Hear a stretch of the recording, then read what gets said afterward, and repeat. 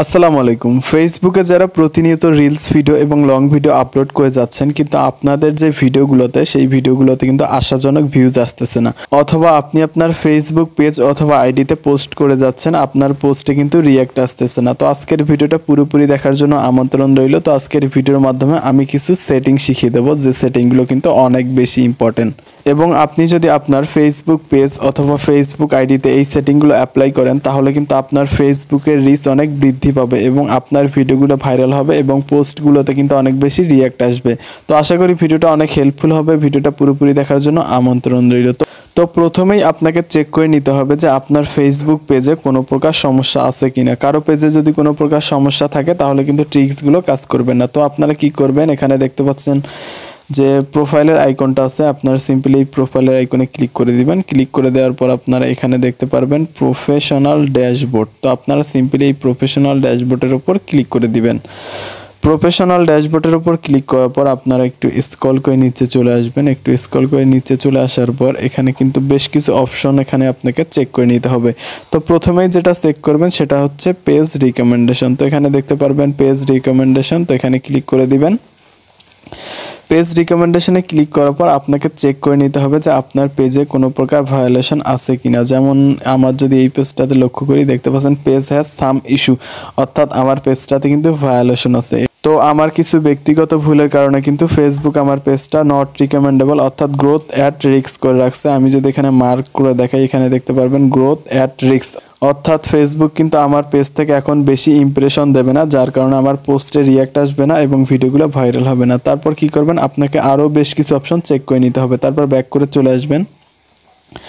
Back করে চলে আসার পর এখানে আপনারা দেখতে পারবেন 3 লাইন। আপনারা সিম্পলি এই 3 লাইনে ক্লিক করে দিবেন। ক্লিক করে দেওয়ার পর একটু স্ক্রল করে নিচে চলে আসবেন। নিচে চলে আসার পর এখানে দেখতে পারবেন হেল্প অ্যান্ড সাপোর্ট। আপনারা সিম্পলি এই হেল্প অ্যান্ড সাপোর্টে ক্লিক করে দিবেন। তারপর এখানে আর একটা অপশন দেখতে পারবেন সাপোর্ট ইনবক্স। আপনাকে সিম্পলি এই সাপোর্ট ইনবক্সের উপর ক্লিক করতে হবে।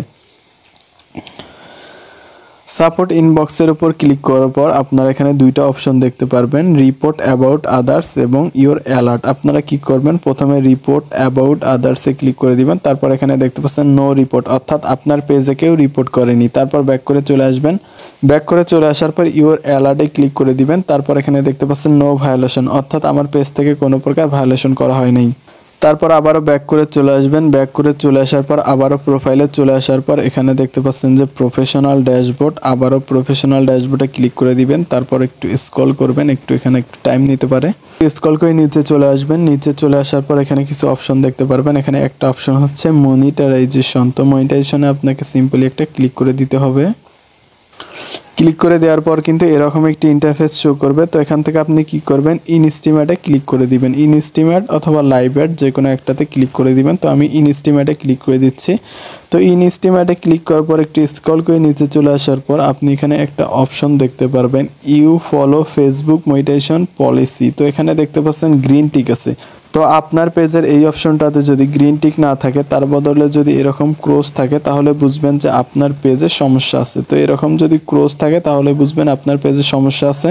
তো আপনারা দেখতে পাইলেন আমার পেজে কিন্তু জাস্ট একটা পলিসি ইস্যু আছে, তাছাড়া কিন্তু অন্য কোথাও কোনো প্রকার সমস্যা নেই, সব কিছুই কিন্তু ওকে আছে। তো আমাকে কি করতে হবে, এই পলিসি ইস্যুটা রিমুভ করতে হবে। আমরা যদি আমাদের পেজ থেকে পলিসি ইস্যুটা রিমুভ করতে না পারি, তাহলে কিন্তু কখনোই আমার পেজের ভিডিওগুলো ভাইরাল হবে না। তো আবার ব্যাক করে চলে আসবো।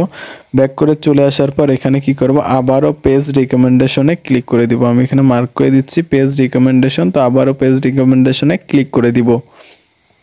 ক্লিক করে দেওয়ার পর এখানে দেখতে পাচ্ছেন পেজ হ্যাজ সাম ইস্যু। আমরা কি করব, রিভিউ কন্টেন্টে ক্লিক করে দিব।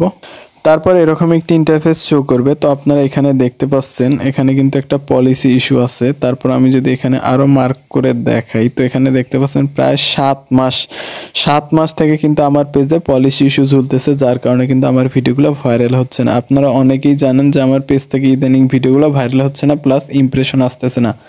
তো আমি যদি আমার পেজ থেকে এই পলিসি ইস্যুটা রিমুভ করতে না পারি, তো এই পলিসি ইস্যুটা কিন্তু রিমুভ করতে না পারলে আমার পেজ থেকে কখনোই ভিডিও ভাইরাল হবে না। তো আপনারা চেক করে নেবেন আপনাদের পেজে কোথাও কোনো সমস্যা আছে কিনা।